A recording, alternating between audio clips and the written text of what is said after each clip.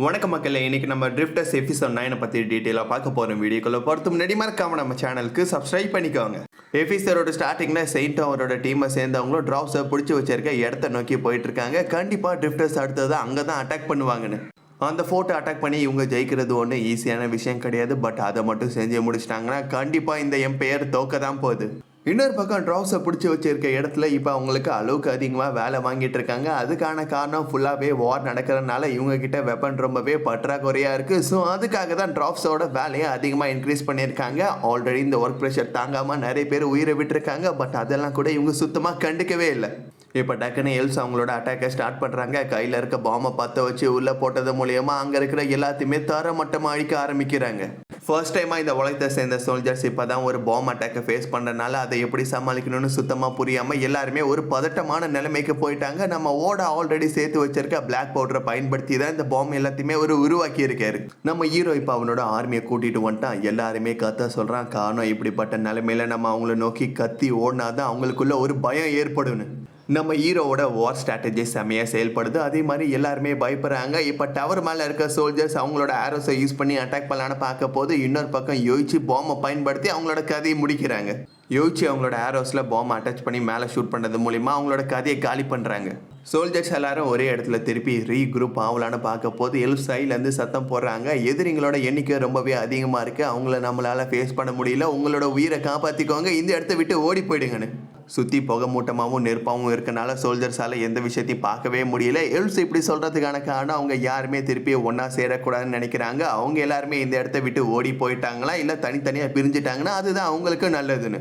நம்மளோட கதை முடிஞ்சிருச்சு. நம்மளால் கண்டிப்பாக இந்த பேட்டில் ஜெயிக்க முடியாதுன்னு எல்லாருமே தனித்தனியாக அவங்களோட உயிரை காப்பாற்றிக்கிறதுக்காக பிரிஞ்சு ஓடிட்டே இருக்க போது நம்ம ஹீரோவும் அவனோட டீமை சேர்ந்த எல்லாருமே தனித்தனியாக அவங்களோட கதையை முடிச்சுட்டு இப்போ ஃபோர்ட் பக்கத்தில் வந்துட்டாங்க. டக்குன்னு அந்த இடத்தோட டோர் ஓப்பன் ஆகி ஸ்ட்ராங்கான 10 அயன் வாரியர்ஸ் வராங்க. அவங்களோட ஆர்மர் எல்லாமே ரொம்ப பெருசாக இருக்குது. ஆல்சோ அவங்க கிட்ட வெப்பன்ஸும் ரொம்பவே ஸ்ட்ராங்காக இருக்குது. குதிரையும் இல்லை. இதெல்லாம் பார்த்ததும் நம்ம ஹீரோக்கு தெரியுது இவங்க நார்மலாக தோக்கடிக்க முடியாதுன்னு. இந்த எம்பையரோட ரொம்ப ஸ்ட்ராங்கான ஒரு எலைட் ஸ்குவாட் இவங்க மற்ற சோல்ஜர்ஸ் கூட கம்பேர் பண்ண போது இவங்களோட attack power and physical power பல மடங்கு அதிகமாக இருக்குது. இவங்கள பார்த்த உடனே நம்ம ஹீரோ அவங்க டீமை சேர்ந்த எல்லாருமே டக்குன்னு பின்னாடி ஓட சொல்கிறான். இப்போ அந்த சோல்ஜர்ஸ் அவங்கள அட்டாக் பண்ணலான்னு பார்க்க போது சீமோ அந்த இடத்துக்கு வந்து அவகிட்ட இருக்கிற பேப்பர் ராக் எல்லாத்தையுமே தூக்கி போடுறது மூலியமாக அவங்கள ட்ராப் பண்ணிட்டா. தப்பிக்க முடியாத மாதிரி அவங்கள சுற்றி இவ ஸ்டோன் பேரியரை பிளேஸ் பண்ணிட்டான். அதுக்குள்ளே இவங்க வசமாக மாட்டிக்கிட்டாங்க. இந்த கேப்பில் எல்ஸ் அவங்க கிட்ட இருக்க பாம்பு எல்லாத்தையுமே இதுக்குள்ளே தூக்கி போட்டு அவங்களோட கதையை காலி பண்ணிட்டாங்க.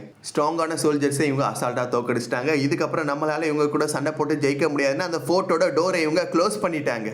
எப்படி உள்ளே போகிறதுன்னு தெரியாமல் நம்ம ஹீரோ ஒரு பக்கம் முழிச்சிட்டு இருக்க, இன்னொரு பக்கம் சிப்கோ எந்த விதமான கவலையுமே இல்லாமல் பேட்டில் நடக்க போது எக்கச்சக்கமான ஸ்ட்ராபெரியை ஒரு சாப்பிட்டுக்கிட்டு இருக்காரு. சாப்பிட்றது தவிர உனக்கு வேற எதுவுமே தெரியாதான்னு ஓடா கேட்க டக்குன்னு சிப்கோ அவரோட கையில் ஒரு சிக்னல் கொடுக்குறாரு. சிப்கோவோட பிளான் என்னன்னு ஓடாக்கு இப்போ புரியுது. உடனடியாக இந்த விஷயத்தை பற்றி அவர் சீமோ கிட்ட சொல்லணும். தூரத்தில் இருக்க சீமோ காண்டாக்ட் பண்ணுறதுக்காக ஆல்ரெடி ஒரு மேஜிக்கல் கிறிஸ்டலை கொடுத்துருக்கா. இப்போ ஓட அதை தான் பயன்படுத்தி அவகிட்ட இந்த இன்ஃபர்மேஷனை பாஸ் பண்ணுறாரு. ஃபோன் யூஸ் பண்ணி கால் பண்ணுற மாதிரி தான் இந்த மேஜிக்கல் கிறிஸ்டலும் செயல்படுது. இன்னொரு பக்கம் ஃபோர்ட்குள்ளே இருக்கிற சோல்ஜர்ஸ் எல்லாருமே பேக்கப் வரதுக்காக வெயிட் பண்ணிட்டு இருக்காங்க. நம்ம இப்போ டோரை க்ளோஸ் பண்ணிவிட்டு இனிமேல் எக்காரணத்தை கொண்டு இவங்களால உள்ளே வரவே முடியாது. பட் நம்மக்கிட்ட இப்போ சோல்ஜர்ஸோட எண்ணிக்கை ரொம்பவே கம்மியாக இருக்கனால நம்மளால் இவங்க கூட சண்டை போட முடியாது. நாளைக்கு காலைல பேக்கப்புக்காக ஆளுங்க வந்துடுவாங்க. அதுக்கப்புறம் அசால்ட்டாக இவங்களோட கதையை முடிக்கலான்னு இவங்க நினச்சிக்கிட்டே இருக்க போது டக்குன்னு யோசிச்சு அவங்களோட ஆரோஸ் எடுக்கிறாங்க. சீமோ அந்த பேப்பர் எல்லாத்தையுமே அவங்களோட ஆரோஸில் அட்டாச் பண்ணிவிட்டு அதை யூஸ் பண்ணி பார்த்தா செவுரு மேலே பேரியரை இவங்க உருவாக்கியிருக்காங்க. பெரிய பெரிய ஸ்டோன் பேரியர் எல்லாத்தையுமே இவங்க படிக்கட்டு மாதிரி பயன்படுத்த இப்போ மேலே போகிறதுக்கு இவங்களுக்காக ஒரு வழி உண்டாகி இருக்கு. இன்னொரு பக்கம் இந்த மேஜிக்கல் கிறிஸ்டலோட பவரை பார்த்ததும் ஓட பயங்கரமான ஷாக்கில் இருக்காரு. இதோட உண்மையான பொட்டன்ஷியல் என்னன்னு இவங்க யாருக்குமே சரியாக தெரியல. வாலில் மிக முக்கியமான விஷயம், இன்ஃபர்மேஷனை யார் வேகமாக பாஸ் பண்ணுறாங்களோ அவங்க தான் சீக்கிரமாக ஜெயிப்பாங்க. ஆல்கமிஸ்ட் எல்லாரும் ரிசர்ச்காக இதை பயன்படுத்துகிறாங்க. பட் அதே நேரத்தில் நம்ம வார்க்காக இதை பயன்படுத்துகிறோம். ட்ரிஃப்டர்ஸ் ஆன நம்ம இந்த உலகத்தை டோட்டலாக வேறு மாதிரி பார்க்குறோம். ட்ரிஃப்டர்ஸ் ஆன எல்லாருக்கும் வாரை பற்றி நல்லா தெரிஞ்சிருக்கு. அவங்க இங்கே வந்திருக்காங்க அப்படின்னா என்ஸுக்கு என்ன தெரியும், அவங்க இங்கே வந்திருக்கிறதுக்கான பர்பஸ் என்னன்னு யோசிக்கிறாரு. முராசாக்கி ட்ரிஃப்டர்ஸ் இந்த உலகத்துக்கு கொண்டு வந்ததுக்கான காரணம் கூட இதுதான். இவங்க இந்த உலகத்தை சேர்ந்தவங்கள இவங்களோட பார்வை வேறு மாதிரி இருக்குது. சொல்லப்போனால் இவங்க எல்லாரும் ஒன்றா சேர்ந்து இந்த உலகத்தோட அடிப்படையே மாற்ற போகிறாங்க. இப்போ உள்ளே வந்த உடனே ஃபஸ்ட்டு நம்ம ட்ராப்ஸை காப்பாற்றலான்னு கூட இருக்கிற எல்ஃப் ஐடியா கொடுக்குறான். ட்ராப்ஸ் எல்லோரும் ரொம்ப ஸ்ட்ராங்கானவங்க. அவங்கள யூஸ் பண்ணி சண்டை போட்டால் கண்டிப்பாக நம்மளால் ஈஸியாக இந்த பேட்டில் ஜெயிக்க முடியும். பெரிய பெரிய வெப்பனை பயன்படுத்தி ஒரு ஆளை 2 துண்டாக பொழக்கிற அளவுக்கு அவங்க எல்லாரும் வலிமையானவங்க. அப்படின்னா ஓகே, ஃபர்ஸ்ட் நம்ம ட்ராப்ஸை காப்பாற்றலான்னு அவங்கள பிடிச்சி வச்சிருக்க இடத்துக்கு போய் பார்க்குறாங்க. ட்ராப்ஸோட நிலைமை ரொம்பவே மோசமாக இருக்குது. பசி பட்னியில் எல்லாருமே சுருங்கி போய் சின்னதாக மாறிட்டாங்க. தூங்காமல் பல நாளாக வேலை செஞ்சுட்டு இருக்கனால ரொம்பவே டயர்டாக இருக்காங்க. சரியான சாப்பாடு கூட அவங்க கிட்டே இல்லை. அதுலேயும் எல்ஸ் இவங்களை காப்பாற்றுறது லைட்டாக ஷாக்காக இருக்குது. எங்களையே ஃபஸ்ட்டு ட்ரிப்டர்ஸ் தான் காப்பாற்றினாங்க. அந்த ட்ரிப்டர்ஸ் தான் அவங்கள காப்பாற்றுறதுக்காக எங்களை இங்கே கூட்டிகிட்டு வந்திருக்காங்க. யாராக இருந்தாலும் பரவாயில்ல, ப்ளீஸ் எங்களை காப்பாற்றுங்க. இதுக்கு மேலே இந்த நரகத்தை எங்களால் அனுபவிக்க முடியாது. நீங்கள் மட்டும் எங்களை காப்பாற்றினீங்கன்னா நீங்கள் சொல்கிற எல்லா விஷயத்தையுமே நாங்கள் கேட்குறோம். நெக்ஸ்ட்டு உள்ளேருந்து புகை வர விஷயத்த ஓடவால பார்க்க முடியுது. என்ன தான் நடக்குதுன்னு சீமு கிட்ட கேட்க நம்ம ஹீரோ போல பசியில் இருக்க எல்லாருக்குமே சமைச்சு சாப்பாடு கொடுத்துக்கிட்டு இருக்கா. பசியில் இருக்க நீங்கள் யாரும் சரியாக சண்டை போட மாட்டீங்க. ஃபஸ்ட்டு நல்லா சாப்பிடுங்க, அதுக்கப்புறம் தெம்பா சண்டை போடலான்னு அங்கேயே சமைச்சு அவங்க எல்லாருக்கும் கொடுக்குறான். பேட்டலுக்கு நடுவில் நம்ம ஹீரோ விருந்து வைக்கிறத ஓடாவால் நம்பவே முடியல. அதுவும் எதிரிங்களோட கண்ணு முன்னாடியே அவன் சமைச்சு எல்லாருக்கும் சாப்பாடு கொடுத்துக்கிட்டு இருக்கான். நெக்ஸ்ட் செகண்ட் ஃபோர்ட்டுக்குள்ளே ஒளிஞ்சிருக்க சோல்ஜர்ஸ் கிட்ட நம்ம ஹீரோ பேசுகிறான். அதோ பாருங்கள், நீங்கள் பிடிச்சி வச்சிருக்க ட்ராப்ஸ் எல்லாருமே நாங்கள் ரிலீஸ் பண்ணிட்டோம். பசியில் இருக்கனால அவங்க எல்லாரும் சமைச்சு சாப்பிட்டுட்டு இருக்காங்க. அந்த சாப்பாடு தீர்ந்த உடனே பழி வாங்குறதுக்காக டேரெக்டாக இங்கே தான் வர போகிறாங்க.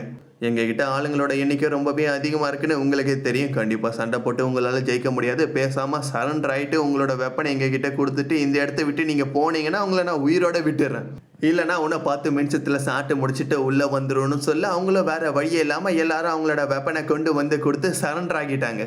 அடுத்து இந்த ஃபோர்ட்டோட கமாண்டரை முன்னாடி வர சொல்கிறான். உன்னோட ஃபோர்ட்டை தோற்று என்கிட்ட நீ ஒப்படைச்சனால நீ ஏன் இப்போ செத்துடணும்னு. ஆனால் கமாண்டருக்கு சுத்தமாக ஒன்றுமே புரியல. எங்களை விட்டுறதா தானே சொன்னேன், அப்புறம் எதுக்காக இப்படி பண்ணுறேன்னு. நான் உங்கள் எல்லாரையும் விட தான் போகிறேன். ஆனால் ஒரு கமாண்டராக நீ தோற்று போயிட்ட, அதுக்கு பதிலாக உன்னோட உயிரை நீ எடுத்துக்கணும்னு சொல்ல அதெல்லாம் முடியாதுன்னா அந்த பயவில் பயந்து ஓட பார்க்க நம்ம ஹீரோ டக்குன்னு அவனோட தலையை எடுத்துட்டான். பயத்தில் மற்ற எல்லாரும் அந்த இடத்த விட்டு சதறி ஓடி போயிட்டாங்க. இப்போ யோசிச்சு அவங்கள ஃபாலோ பண்ணி அவங்களோட கதையை முடிக்கலான்னு பார்க்க போது நம்ம ஹீரோ வேணான்னு சொல்கிறான். சாரிப்பா, என்னை மன்னிச்சிக்கோ. நார்மலாக இந்த மாதிரி ஓடி போயிட்டாங்கன்னா அடுத்து அவங்கள போட்டு தள்ளுறது தான் எனக்கு கொடுக்குற ஆர்டராக இருக்கும். அதனால தான் நான் கொஞ்சம் அவசரப்பட்டுட்டேன். நீ ஒன்றும் கவலைப்பட வேணாம். இதுக்கப்புறம் உன்னோட வாழ்க்கையில் அப்படிப்பட்ட ஆர்டர் உனக்கு வரவே வராது. நான் என்ன சொல்கிறேனோ அதை தான் செய்வேன். இன்னொரு பக்கம் நம்ம பிளாக் கிங்கோட ஆர்மியில் என்ன நடக்குதுன்னு சில பேர் கண்காணிச்சிட்டு இருக்காங்க. அவங்களுக்காக ஒரு பெரிய அதிர்ச்சி காத்துட்ருக்கு. என்னன்னு பார்த்தா ஒரு பிரான்ஸ் டிராகன் பிளாக் கிங்கோட ஆர்மியில் இப்போ சேர்ந்து இருக்கு. 6 கிரேட் டிராகன்ஸ்னு இந்த உலகத்தில் 6 ஸ்ட்ராங்கான டிராகன்ஸ் இருக்குது. அதில் வீக்கானது பிரான்ஸ் டிராகன். இருந்தாலும் அது ஒரு ஆர்மி அளவுக்கு ரொம்பவே ஸ்ட்ராங்கானது. ஆல்சோ அது கூட தான் ஒன்று எக்கச்சக்கமான டிராகன்ஸ் இருக்குது. இன்னொரு பக்கம் பெரிய அதிர்ச்சி தரக்கூடிய விஷயம் அவங்களோட கண்ணு முன்னாடி நடந்துட்டு இருக்கு. மான்ஸ்டர்ஸ் எல்லாமே ஒன்றா சேர்ந்து விவசாயம் பண்ணுதுங்க. நடக்கிற விஷயங்களெல்லாம் வச்சு பார்க்க போது தான் பிளாக் கிங்கோட உண்மையான கோல் என்னன்னு இவங்களுக்கு புரியுது. இது வரைக்கும் வந்த எண்ட்ஸ் மாதிரி பிளாக் கிங் கிடையாது. இது வரைக்கும் வந்த எல்லாருமே இந்த உலகத்தை அழிக்கணும்னு மட்டும்தான் பார்த்துருக்காங்க. ஆனால் பிளாக் கிங் மனுஷங்களை மட்டும்தான் அழிக்கணும்னு பார்க்குறான். ஸோ மனுஷங்க கிட்டே இருக்க அத்தாரிட்டியை இந்த மாதிரி மான்ஸ்டர்ஸ் கிட்ட அவன் கொடுத்து மான்ஸ்டர்ஸ்க்கான உலகமாக இதை மாற்ற பார்க்க அதோட இந்த எபிசோட முடிவுக்கு வருது. ஓகே மக்கள்ஸ், நெக்ஸ்ட் வீடியோவில் நான் உங்களை மீட் பண்ணுறேன். இந்த எபிசோட் உங்களுக்கு பிடிச்சிருந்தா லைக் பண்ணுங்கள், ஷேர் பண்ணுங்கள், கமெண்ட் பண்ணுங்கள். மறக்காம நம்ம சேனலுக்கு சப்ஸ்கிரைப் பண்ணிக்கோங்க.